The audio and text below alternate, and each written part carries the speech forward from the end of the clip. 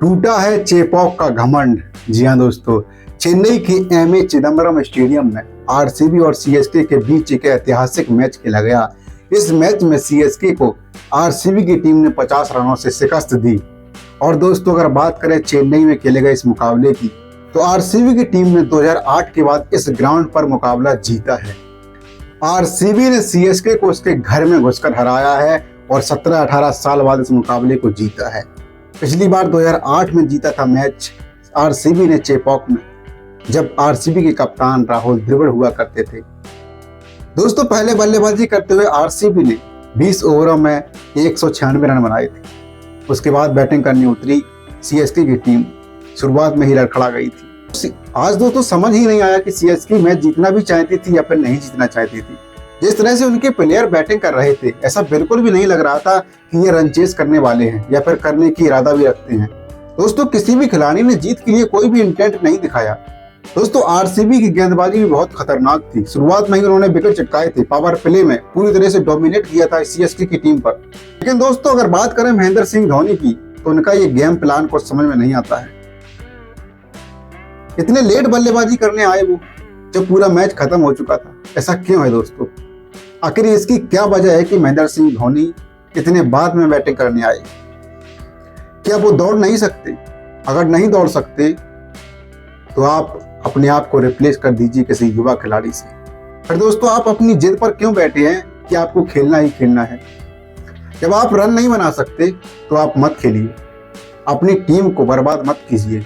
आपकी जगह पर एक कोई नया खिलाड़ी आएगा, हो सकता है कि वो रन बनाए और अपनी टीम को जीतने के लिए इंटेंट भी दिखाए। आपने इंटेंट नहीं दिखाया। ऐसा लग रहा था कि आज पहली बार महेंद्र सिंह धोनी को डरते हुए देखा गया हो। वो क्रीज पर आने से बच रहे थे। पहले जडेजा को भेज दिया उन्होंने, फिर अश्विन को भेज दिया उन्होंने। उसके बाद उन्होंने फिर सोचा कि अब ज्यादा ही कुछ मामला बिगड़ जाएगा, अब जाना चाहिए।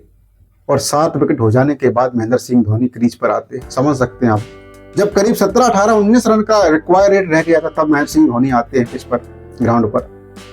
तो ये समझ में नहीं आता है। आप पहले आइए, आप अपना इंटेंट दिखाइए। भले ही आप 1 रन बनाइए या 0 पर आउट हो जाइए, लेकिन आपको पहले आना चाहिए।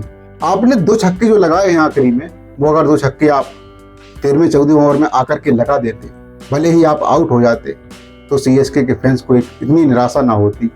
उनको ये लगता कि हमारा योद्धा मैदान में आया था, सामने आया था और लड़ाई लड़ने की कोशिश भी की थी, लेकिन वो खड़ा नहीं रह सका। लेकिन आप आए ही नहीं। ये क्या था दोस्तों? मुझे समझ में नहीं आता ये क्या था।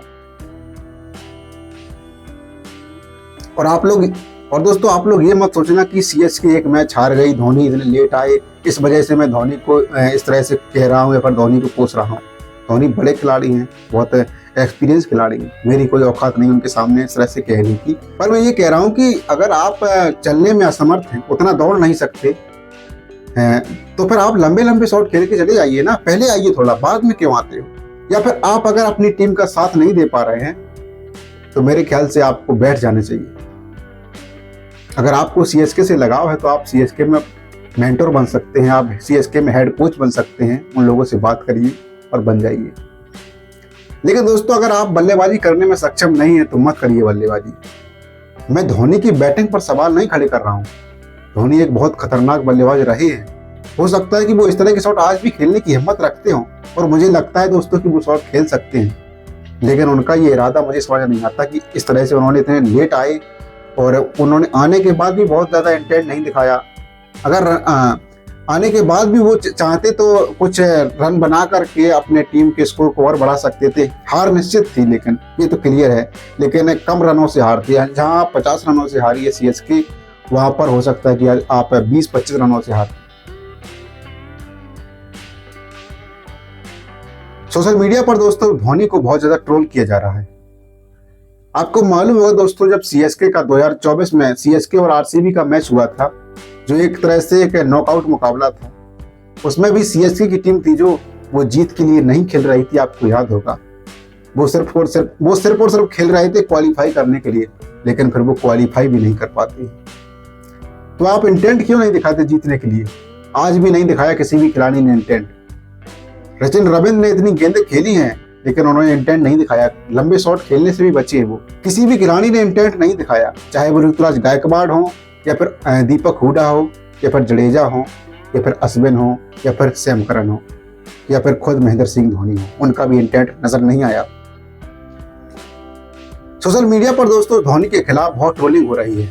लोग अलग अलग तरीके से धोनी की मौज ले रहे हैं, अलग अलग तरीके से धोनी को चिढ़ाया जा रहा है, कई तरह के मीम बन रहे हैं धोनी पर। दोस्तों मुझे नहीं समझ में आता कि धोनी इस तरह के कार्य क्यों कर रहे हैं। आप चाहते तो पहले बैटिंग करने आ सकते थे और अपनी टीम को, भले ही आपकी टीम जीत ना सकती, लेकिन आप एक इंटेंट तो दिखाते। आपके इंटेंट दिखाने के बाद आपकी टीम में एक नए जोश की जागृति होती और आपके और भी खिलाड़ी जो आने वाले खिलाड़ी थे वो भी इंटेंट के साथ खेल।